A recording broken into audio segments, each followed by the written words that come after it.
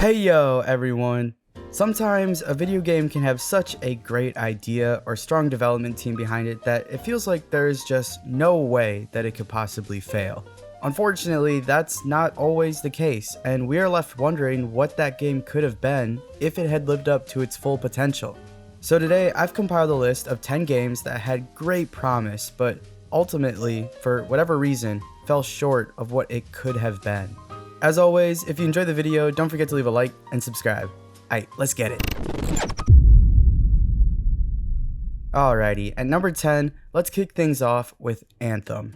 Oh, Anthem, you are the epitome of this list. A game that is full of great ideas that are just never fully realized. Released back in 2019, BioWare's shared world action RPG allowed you and your friends to explore a beautiful open world full of mysteries and monsters. The suit you get in the game, called a Javelin, is basically an Iron Man suit, and it is sick as fuck. This is probably some of the best flying we've ever seen in a video game, so it hurts that much more when you find out your suit can overheat and you'll constantly have to return to the ground to recharge it. At its core, Anthem is a looter shooter where you go out and complete missions, then return to your base to talk to NPCs, upgrade your gear, and unlock new quests. Unfortunately, the game lacked any sort of concise narrative, and the main quests quickly became repetitive, despite people praising the world building and combat. In the end, Anthem ended up as a live service game that just couldn't get its feet off the ground, ironically enough. The game had so much potential, but with an underwhelming launch and microtransaction push, players quickly moved on to bigger and better games. Without that player base, BioWare lost incentive to continue support for the game and shut it down in February of 2021. It's a shame we never got to see what Anthem could have been, but hey, if we're lucky, maybe BioWare can find a way to implement some of the good from this game into their other franchises. Next up at number 9, let's take a look at SimCity. What was once one of the most prestigious franchises in gaming, SimCity has not had a new entry ever since the disaster that was the 2014 meltdown. The 2014 iteration of SimCity was supposed to usher in the next generation of Sims fans, utilizing a brand new game engine, redesigned gameplay, and an online feature that would make sharing your cities easier than ever. While all of these ideas were great in theory, they didn't quite live up to the hype. The new game engine had a ton of issues, the size of the cities was limited, and worst of all, there was a mandatory always online requirement. At the time, EA servers were not equipped to handle the launch of a new game at this level of popularity. Because of this, players weren't able to access their game due to the servers being full, and even if they could get into their game after a long queue, the servers would constantly crash, making you lose all of your progress. Instead of rolling out the DLC the studio had planned, the following months were filled with angry reviews, refunds, and bug fixes. It was so bad that EA gave players a free PC game in compensation. In the end, SimCity would only receive one DLC pack before the studio was shut down. Sadly, this game's failure is what killed the franchise. What was supposed to be the next big thing for The Sims ultimately became its own downfall. Despite not getting a new game in nearly a decade, The Sims is still a popular title though, with The Sims 4 having healthy player counts nearly 10 years since its launch, which I think is a testament to how great the games used to be. The franchise isn't the juggernaut it once was, but hey, at least we got city skylines from the ashes, right? Moving along to number 8, let's talk about Battlefield 2042. Man, I was so excited when this game was announced. The marketing was stellar and featured a ton of iconic Battlefield moments for longtime fans. The idea of having game-changing weather was fantastic, and the addition of 64 vs 64 game modes was certain to add in a new level of chaos. Plus, they teased a new portal mode which would allow players to play classic older maps and game modes in the new Frostbite engine. Battlefield 2042 was shaping up to be the ultimate Battlefield game, a triumphant comeback to modern-day gameplay. But alas, the game was not the ultimate Battlefield experience fans were expecting. Yes, it did look great graphically, and the big weather features were legit super cool, but everything else kind of fell flat. The 64 vs 64 game modes that I was super excited for were ultimately disappointing. The maps felt way too big, resulting in barely any action. The performance, while not the worst ever, wasn't exactly anything to write home about, as there were a ton of frame stutters and server issues at launch. There also wasn't a campaign, which isn't the biggest thing in the world, but I just feel like if you're gonna sell a game for $70 and not feature a single player story mode, then you gotta make sure the online multiplayer is perfect, but it wasn't. Instead of the traditional Battlefield classes, DICE switched it up and implemented operators. These operators each had their own special gadgets and gimmicks. The variety was nice, but being limited with what loadouts you wanted to run felt very un-Battlefield to me. Like, this franchise has always felt like it's been the best at producing over-the-top, chaotic, cinematic moments. You'll still have those in the game, but the restrictions on your loadouts kinda frustrated me and, at times, would even break the immersion that Battlefield is so well known for. The combination of so-so map design, the switch from classes to operators, and the lack of freedom when it comes to loadouts left a pretty sour taste in the mouth of Battlefield fans. On top of all that, EA was really pushing the whole live service thing, so there was all of that usual bullshit also. It looked like a Battlefield game, it sounded like a Battlefield game, it even had moments like a Battlefield game, but in the end, Battlefield 2042 never felt or played like a true Battlefield. I don't think it's the worst game ever, but it certainly wasn't the Battlefield game I was hoping for. Who knows, maybe they'll learn some lessons and the next one will nail the landing. Now, number 7, let's talk about a little lesser known game, Vampyr. This game is actually pretty solid, but it could have been so much better if a couple of things would have been different. Set just after World War I, the story follows a doctor who becomes a vampire after being bitten by a patient that he was treating. As the game goes on, you see the doctor struggle between his Hippocratic oath to help people and his new, literal bloodlust. You can either preserve your humanity and save NPCs, or gain a ton of XP by killing and eating them. While the premise is fascinating, and the game overall is a solid 7 out of 10, Vampyr does fall short in some areas. For one, the combat can be a bit clunky at times, which makes the over-leveled boss fights that much more difficult, especially if you're choosing to have a moral run where you don't kill people. There were also some technical issues that would result in stuttering, long load times, or even just complete crashes. But every modern game has those issues, so let's move on to the real problem here, the decision making. The game is full of decisions that make you feel like you're making a true impact on the narrative. Except you're really not. Despite the fact that there are tons and tons of dialogue options and story choices, they don't ever really feel like they matter that much. Except sometimes they do, and that's the problem. Some decisions feel like they shouldn't carry any weight at all, and then some will result in you being locked out of an entire subplot. What makes it even worse though is the fact that some of these important decisions are kinda misleading. You might click on an option thinking you're going to do one thing and then end up with the complete opposite result, which is obviously very frustrating. Like I said, this isn't necessarily a bad game, but with the plot and mechanics behind it, I was hoping for something just a little bit more solid. Sadly, the game kind of flopped commercially, so I don't know if we'll ever get the chance to see if the devs learn their lesson through a sequel. Moving down to number 6, I want to talk about Pokemon Scarlet and Violet. Honestly, this is just about the modern Pokemon games in general. Pokemon used to put out some of the best games money could buy.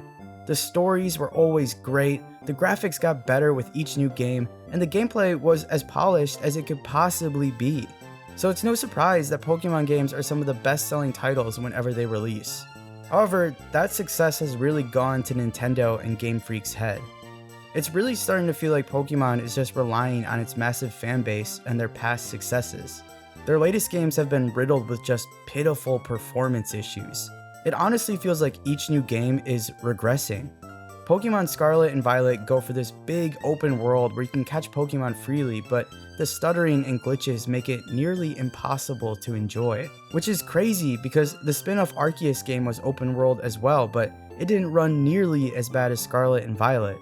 There were also some weird gameplay decisions, like not being able to turn off XP share, which kinda defeats the purpose of ever having to grind levels and really work towards leveling up your party. I mean, it'd be nice to at least have the option.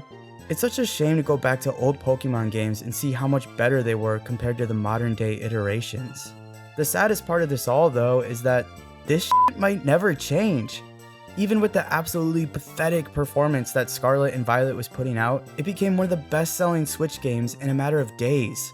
On top of that, Nintendo and Pokemon seem to sue anyone who even puts up the slightest competition to them. Why would Game Freak ever need a change if they can put out a lesser product and make more money than ever before? I was hoping that as technology improved, these games would become bigger and better, but I honestly think this is the worst the franchise has ever been. I think I really need to see real growth by Game Freak before I can be convinced to buy another modern day Pokemon game. Down at number 5, I got Concord. Concord is basically the definition of a what-if game. Being pulled literally 2 weeks after its release, the Sony hero shooter has gone down as one of the biggest swing and misses in video game history. Supposedly, the game was in development for around 8 years and cost $400 million to produce. So when the game failed to eclipse 700 players on Steam, you knew it was going to be in serious trouble. If you look at all that was promised, it really looked as if Sony wanted to support Concord for a long time. Planned roadmaps, new cutscenes every week that would expand on the story, an exclusive episode on the anthology series Secret Level. They clearly wanted this game to be their prestigious live service title. So Sony must have really lost all faith in the game to take it offline so early after its release. Which is kind of a shame, honestly. In an era where bad games are sometimes able to redeem themselves, I would have loved to have seen how Concord would have navigated their horrendous launch. Maybe the end result always would wind up the same, but you never know. Now, number 4, I got another failed live service game, Marvel's Avengers. Man, you know you screwed up if you managed to make an Avengers game flop. The MCU was arguably at its peak when the Avengers dropped in August of 2020, so it's just that much more disappointing that the game didn't live up to fan expectations. People, including me, were super excited for this game. A AAA modern Avengers game where you could play as whatever hero you wanted. It sounded like a dream come true. Of course, things quickly went off the rails once Sony announced that PlayStation players would get exclusive access to Spider-Man, which is obviously an A+ Marvel character. That ended up backfiring spectacularly, as gamers on other consoles were infuriated, and PlayStation gamers were stuck with what is probably the worst version of a video game Spider-Man. While the single-player campaign wasn't the worst thing in the world, it didn't meet the same level of quality that Marvel fans were used to with the success of the MCU or even Insomniac's Spider-Man game. The live service part, the part that was supposed to keep you coming back for more superhero immersion, was highly disappointing. It was a loop-based game that quickly became ultra repetitive and just boring. On top of that, the missions felt lazy, the performance was questionable, and the post-launch support from Crystal Dynamics was sporadic and highly inconsistent. The devs tried to keep the game going with DLC, but at that point, players had just given up on it, resulting in the Avengers being shut down in 2023. It's such a shame that this game didn't work out, because a AAA Avengers game feels like something that should exist in the gaming sphere. With such an iconic brand, I can only hope that Marvel will try again with a less microtransaction-filled approach in the future. At number 3, I have kind of a weird entry. Crime Boss Rockay City. Do you guys remember this game?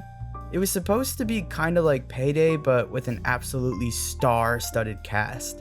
Chuck Norris, Michael Madsen, Danny Glover, Michael Rooker, Danny Trejo, Kim Basinger, Vanilla Ice. Despite having some massive star power behind it, the game ultimately failed to resonate with gamers. The story was a bit bungled, the cast didn't feel as if they were used to their full potential, and the gameplay was considered uninspired at best. While it's not the worst game on this list, people were expecting, and rightfully so, something with a bit more oomph to it considering the cast and premise of the game. Instead, players were left with cheesy one-liners and game crashes. I like to believe that in some alternate timeline this game is actually a home run and Crime Boss becomes a successful franchise. I mean, I would love to see different versions of this game with different cast members, different locations, and different time periods. It's such a fun idea, which makes it that much more depressing that Rockay City failed so horribly. I mean, the game didn't even reach 7,000 concurrent players on Steam. With a cast this expensive, you gotta make sure that the actual game is buttoned up and ready to take over the world, man. Down to number 2, let's talk about Skull and Bones. Can you believe it? After years and years of troubled development, Ubisoft finally shit out Skull and Bones, and it did not live up to expectations. After Assassin's Creed Black Flag was praised for its naval combat and 18th century buccaneer setting, fans have been raving for a fully fleshed out pirate game. It seemed as if Ubisoft had mostly nailed the pirate ship setting, and their sea combat was incredibly immersive. There was really nothing else like it at the time, so yeah, it made perfect sense to greenlight a pirate game, which they would eventually call Skull and Bones. Tragically, the game took nearly a decade to develop with multiple delays and setbacks. All of these resulted in the game budget ballooning to ridiculous heights, with some reports saying it ended up costing over $800 million. But that's okay, because Ubisoft was planning Skull and Bones to be their premier live service title that would make its money back through battle passes and microtransactions. Except for the fact that the game was charging $70 for admission, while basically every other live service game that isn't named Concord was going free to play. In response to the hefty price tag, the Ubisoft CEO said that Skull and Bones is a very big game, and we feel that people will really see how vast and complete that game is. It's a really full, triple, quadruple A game that will deliver in the long run. By the time Skull and Bones finally released, they missed their window almost completely. Timing is everything, and Ubisoft missed the mark by a mile. I mean, just look at Sea of Thieves. They beat Ubisoft to the punch and have been reaping the benefits ever since. If Skull and Bones would have launched closer to Black Flag's release, then it might have been able to coast off of those coattails. Instead, we got a pirate game that didn't really bring much to the table other than some of the worst attributes a live service game can have. In the end, Skull and Bones just took too long and tried too hard. If it would have kept a smaller, more realistic vision in mind with diligent management, then maybe we could have gotten the pirate game we were all hoping for. As of right now, Skull and Bones is still being supported, but I'm not sure how much longer that will last. If there's one lesson to be learned here, it's that bigger is not always better. And finally, at number 1, I have Assassin's Creed Unity. Man, I really wish this game would have worked out.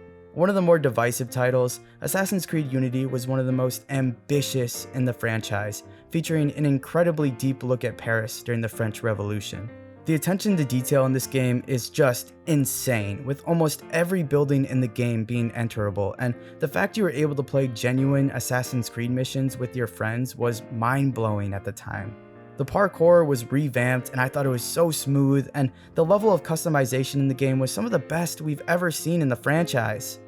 Ironically though, the game's ambitions would end up being its downfall. The massive crowd sizes would cause frame stuttering or, in a lot of cases, complete crashes, and for the eagle-eyed players, the reused assets and character models would break the immersion. The launch was riddled with bugs, and at times, co-op was just completely unplayable. When you did manage to connect to your friends though, the co-op missions were largely forgettable.